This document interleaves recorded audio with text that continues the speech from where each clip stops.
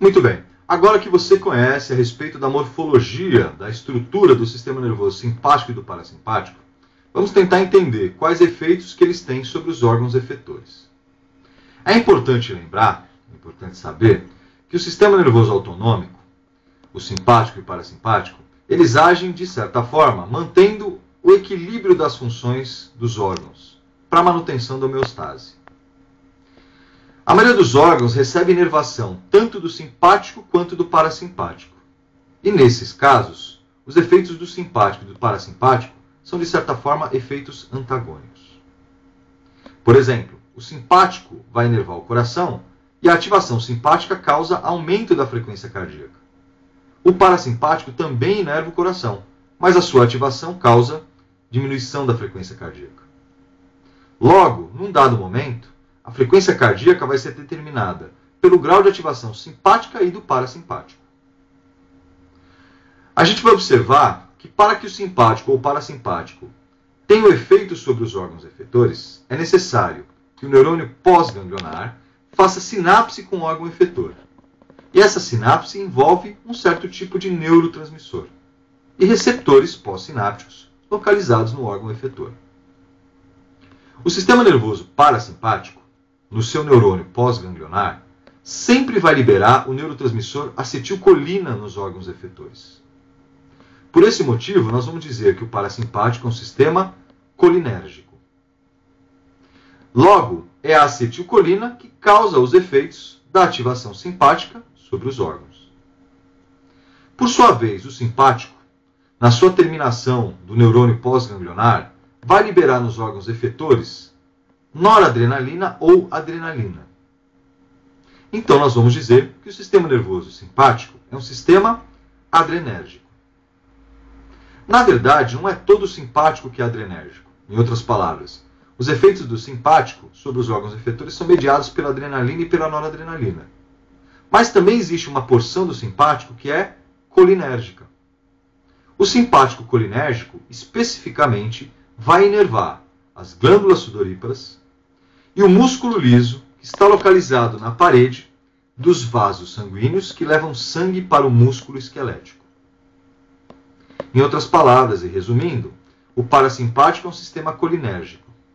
O simpático é um sistema adrenérgico, mas também existe um simpático colinérgico que inerva glândulas sudoríparas e o músculo liso localizado nos vasos sanguíneos que chegam ao músculo esquelético. Alguns órgãos não recebem inervação do simpático e do parasimpático. Por exemplo, os vasos sanguíneos periféricos, em sua maioria, recebem inervação apenas do simpático. O parasimpático só vai inervar vasos sanguíneos localizados no clitóris, no pênis e na língua. Muito bem. Agora, quais são as funções do simpático e do parasimpático sobre os órgãos efetores?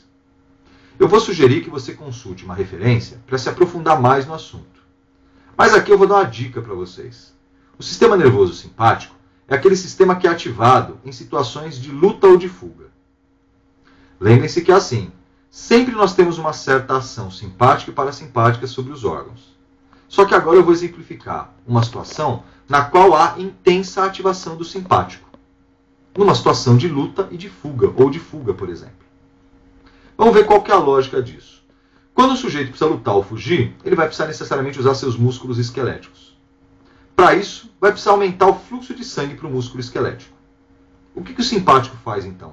Ele causa aumento da frequência cardíaca, o que é chamado de taquicardia, para aumentar o bombeamento de sangue em direção aos músculos esqueléticos.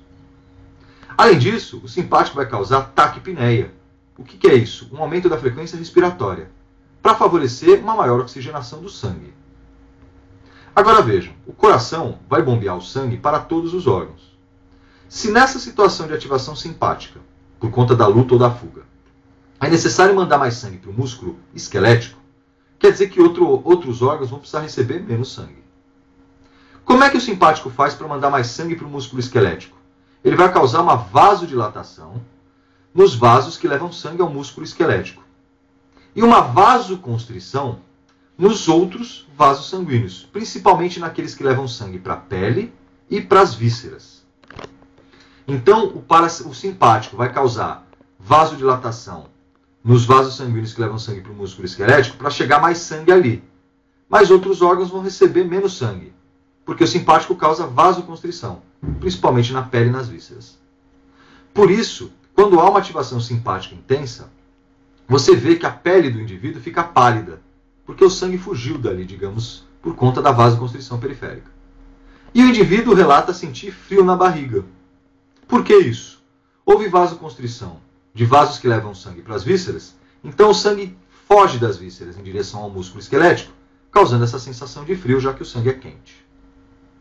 Nas pupilas, o simpático vai causar um aumento do diâmetro pupilar, para favorecer a entrada de luz.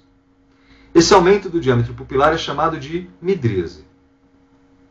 A função gastrointestinal vai estar reduzida, porque o simpático vai diminuir tanto a motilidade quanto as secreções gastrointestinais. E o simpático colinérgico vai ativar as glândulas sudoríparas. Por isso que a gente diz que o indivíduo sua frio, né? Ele está suando por quê? Porque está calor? Não, por causa da ativação do simpático colinérgico. E a pele dele está fria por conta da vasoconstrição. E o parasimpático, quando ele vai ser ativado? Ele é ativado em situações de calma, de placidez, ou no pós-prandial, que é depois das refeições. Vejam que os efeitos do simpático vão ser antagônicos aos efeitos que eu descrevi agora para o simpático. Quais são os efeitos do parasimpático? Não há efeito do parasimpático sobre os vasos sanguíneos. Sobre a respiração, ele vai causar bradicardia. Sobre a respiração, ele vai causar bradipneia, que é uma redução da frequência respiratória. E sobre o coração, bradicardia, que é uma redução da frequência cardíaca. No sistema digestório, ele vai favorecer um aumento da motilidade e das secreções gastrointestinais. E nas pupilas, ele vai causar uma contração, uma redução do diâmetro pupilar, que a gente chama de miose. Vejam que essa aula é só uma visão geral para você lembrar aquilo que nós já conversamos a respeito do assunto. Eu sugiro agora que você consulte um livro de fisiologia, onde você vai procurar ali o capítulo que fala de sistema nervoso autonômico, simpático e parasimpático, ou também conhecido como sistema nervoso neurovegetativo. E em caso de dúvidas, entre em contato conosco ou nos procure pessoalmente para esclarecimentos. Bons estudos!